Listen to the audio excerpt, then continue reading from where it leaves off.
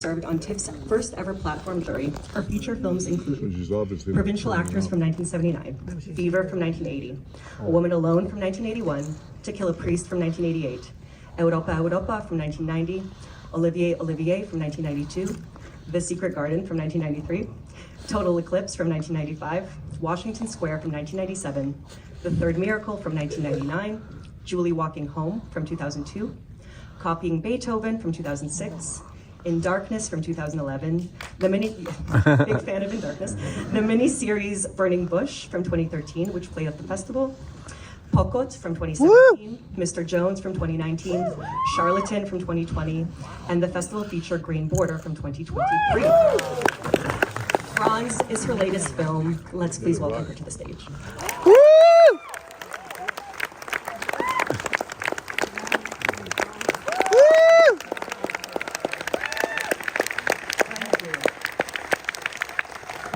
Thank you for coming. Thank you, Dorota, for introducing me so quickly. We can go forever, right?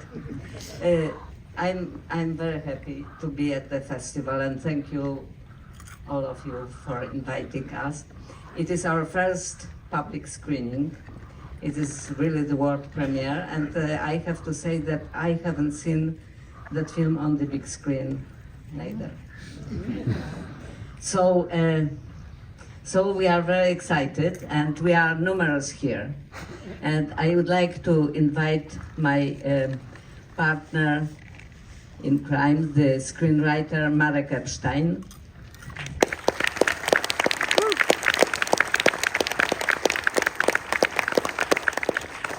And our wonderful cast, Sandra Korzeniak, Franz mother, Peter Kurz, Franz's father, Herman, Katarina Spark, Otla, Franz's sister, Officer Jan Budasz, Franz's friend, Aaron Fries, and Franz himself, Idan Weiss.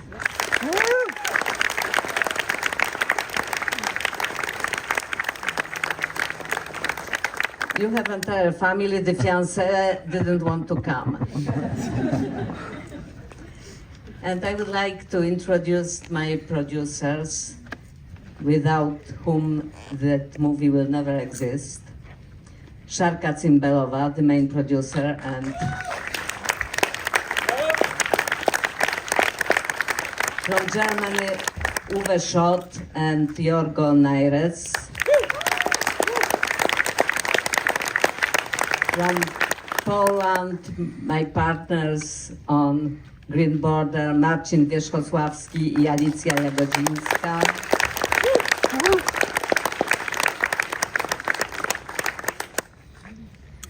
Executive producers Mike Downey and Jeff Field. And I think from Turkey we have Emir and Hilal. I don't know if Peter Tichy is here from Barandov Studios. He is. And our first Polish distributor who is faithful to most of my movies, Marcin Piasecki. Sorry. And it's not everybody, it's some more people here, but I will be not taking your time. We are really all very nervous, we want to start. And please keep to the end, even if you will be, I don't know what you can be. It is a very special movie to us. It is one of the most personal and most experimental for me, which is nice to achieve the age when you can afford it. And we will be talking after. And we will be extremely curious to hear your questions, to know your questions and your sincere opinions, whatever they are. Thank you. Let's welcome back to the stage Agnieszka Holland. And let's call back to the stage Idan Weiss, Peter Kot, Sandra Korzeniak, Katarina Stark, Aaron Fies, and Jan Budar.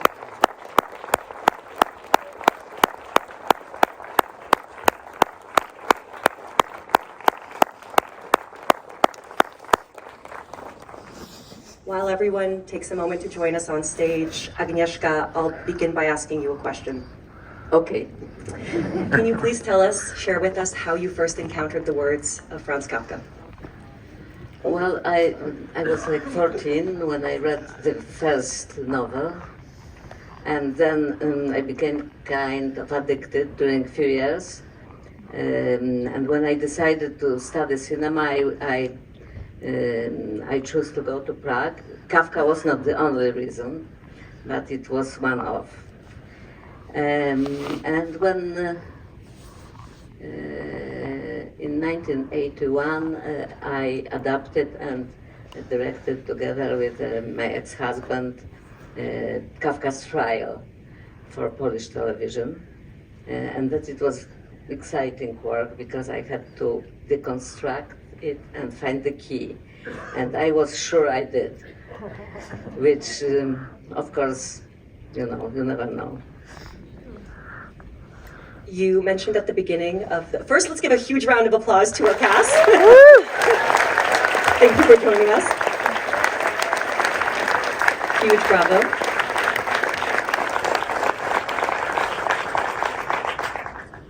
And I will be coming to you soon. Agnieszka, you mentioned at the beginning that you worked with Marek Epstein on the screenplay. Can you talk about this process a little bit? Marek, maybe you tell something about it. Good evening. Sorry for poor English that I can offer you. It was very difficult way, I must say, because Agnieszka asked me to get into her head and write my story about her Kafka, and we tried. I was bringing some kind of version, and Agnieszka said no. I brought new one. She said no. This I did in 80s, and this I also already did, and decided better. So we tried to find a way, the form. It was the most difficult. I think at some point when we got the form, when we start to feel it with emotions, informations, because as you saw, the numbers of the words about Kafka and what he wrote, it's mostly truth. So it means we had lots of words that was written, was thought about him, and we tried to get it inside 2 hours. It was my task. Yeah, we tried to take off all those words and all those gadgets and all those attractions and try to find the real man somehow. Could you talk a little bit about the decision to set the film in the past and the present? That was obvious decision, wasn't it? When I was going to Prague to study, it was 1967, and Prague was beautiful city, dark and dirty and empty with no tourists. So to feel Kafka's presence was very easy, actually. Yeah. And it was a bit the presence from the Steven Soderbergh movie Kafka, which actually after when I started to go deeper into Kafka's life and head, I realized that it's a kind of the cliche, that in reality it wasn't like that, that it was much more playful somehow. And no one read Kafka then, and Kafka during the communist times in Czechoslovakia was practically forbidden for most of the time. He reappeared around Prague Spring, 66, 7, 8, and after, during 20 years of normalization, as it was called, after the Prague Spring was destroyed by Russian Soviet tanks, he disappeared again. So Kafka during that time was some kind of the underground writer, considered as a bourgeois degenerated kind of art. But when capitalism and freedom came together, the Czechs realized that it's great kind of brand, and that it's possible to sell Kafka, and that it's possible to make him the main tourist attraction. So if you go to the souvenir shops in Prague, you see mostly Kafka. You see much more of Kafka than great figure of Czech literature, Švejk, or Golem even. You have another attraction that is a little figure of Mole from the animation film for children. This is very popular. So the mole, little mole, and Franz are coexisting together on the shelves, and I found it very, interesting and absurd in the way that I think Franz will be scared, but at the same time he will enjoy it. So I wanted to introduce you and to say where Kafka exists today, at least for the general audience, and to confront it with that fragile presence of that man, which we try to recognize and find. I think we need to all give a huge applause to Eden Weiss, or Kafka. Woo!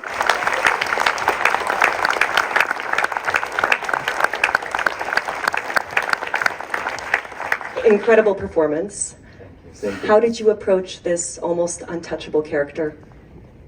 Oh, it was quite a challenge, I think so. I really tried to do Louder. something. I really tried to do something completely different, and I did many crazy stuff because I think it's very important when you play something. You have to lose yourself and find yourself again somewhere. And I locked myself into my flat in Hamburg for 2 months, tried to not to see the daylight, and I read the diaries very often, and I did so many crazy stuff. So, period. Yeah.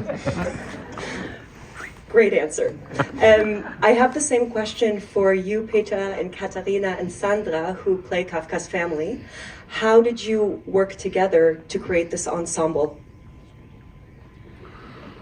My English is so lousy. Die Frage ist, wie haben Sie zusammengearbeitet, um diese Bindung aufzubauen? Ich muss dazu sagen, dass dass wenige Menschen mich so beeinflusst haben in meiner Arbeit wie Agnieszka. A great compliment to Agnieszka that very few people have influenced Peter in his life as the works of Agnieszka Holland. Und For many of us, I think.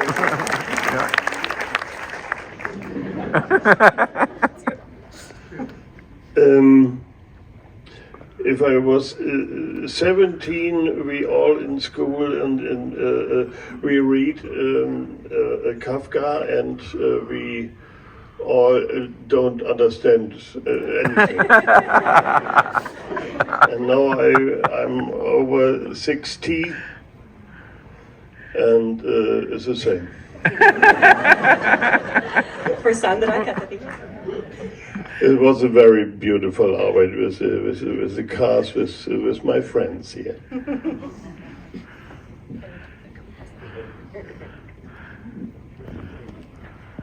Maybe, but I can't say nothing because I Louder, don't louder. speak English. So help me, please, because I can't speak Speak English.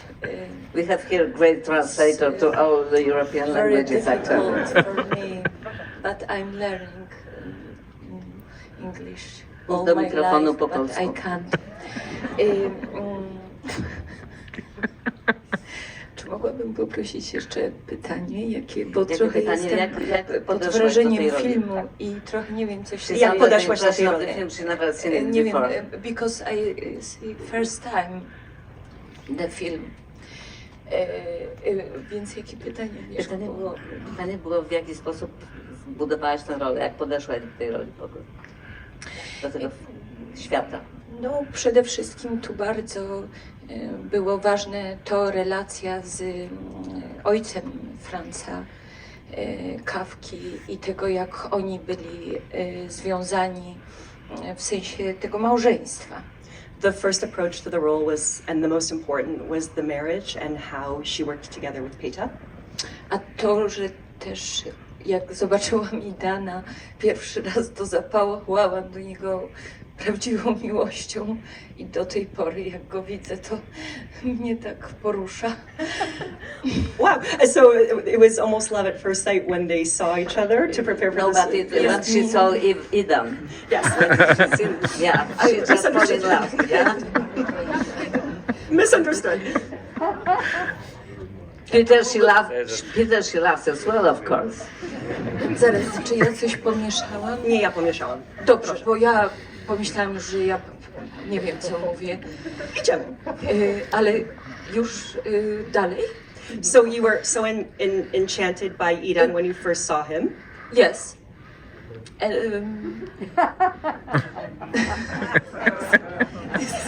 It is a very overwhelming first watch. I was crying backstage even though I've seen the film 3 times. But it is good we smile. It's good. Because... Czy co mam zrobić teraz? Teraz daj mikrofon Katarinie. Beautiful. And Katarina, how did you prepare for the role? So I was just thinking back of the first moment in the audition when Agnieszka came in and put like her head on the table and was like, "So tell me about yourself," and was like wanting to know like really about me as a person, and was like, "What else do you do than acting?" And it was just so cool that she was really looking for who we were as people and how we had a connection. And we were just talking about this when we were sitting there, how we kind of recognize each other's thoughts or something. I think that we are kind of similar, even though we didn't know each other before. And that was really cool to be kind of recognized as this family. And the preparation, I mean, yeah, Agnieszka was very unforgiving when we had the scene with the book, for example. She took it and she was like, "Did you read it?" And like we had to read it. And that was like, yeah, the best preparation ever you could wish for, to read Kafka and to be in conversation with her about this family who she is a fan of for decades, and to hear what she thinks about Otla. It was, yeah, it was a gift to work with you. Thank you.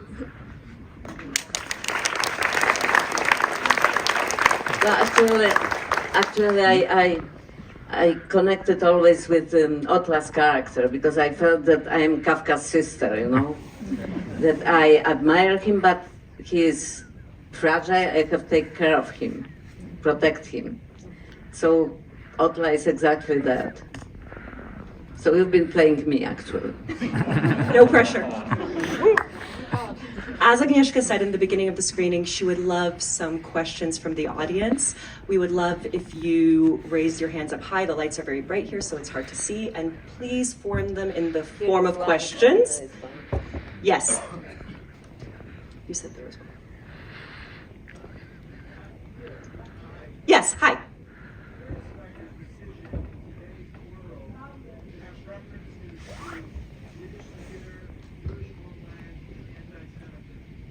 The question is about your references to Yiddish theater, anti-Semitism, and the Jewish homeland, and what were those choices? How did you make those choices?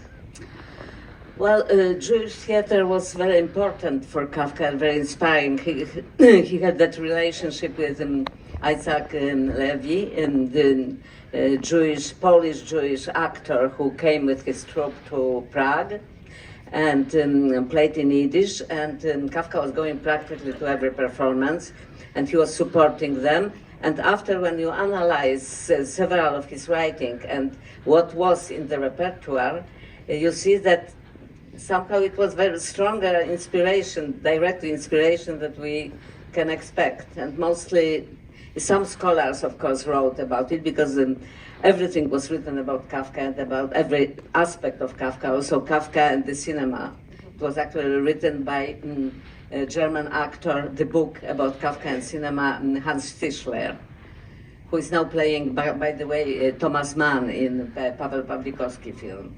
So everything connects, as you see. And of course his Judaity was on the wave like that. He was approaching that, speaking about France, and distancing himself from it. Was very uneasy relationship, I will tell. And anti-Semitism was growing, of course, so. And his triple identity was something which was, I think, very important to his writing and his life, and which is important to me as well. I can refer to that. And he was stranger in all of that identities. You know, he was writing in German, and speaking German mostly, but he was not German, and he was Jew, but in the same time he was not religious, and he didn't feel that it really speaks about him everything, or most.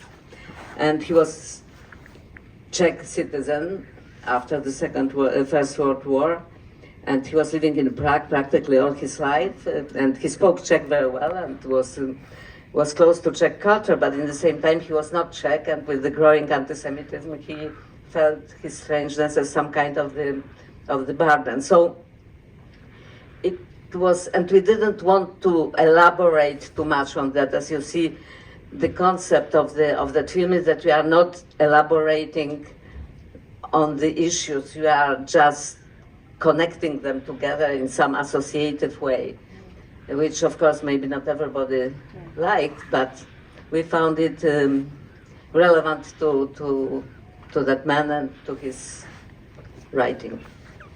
Jumping off that point, I'd love to also know why you chose to focus a little bit on the penal colony. And we also have the officer who plays, the officer, Jan.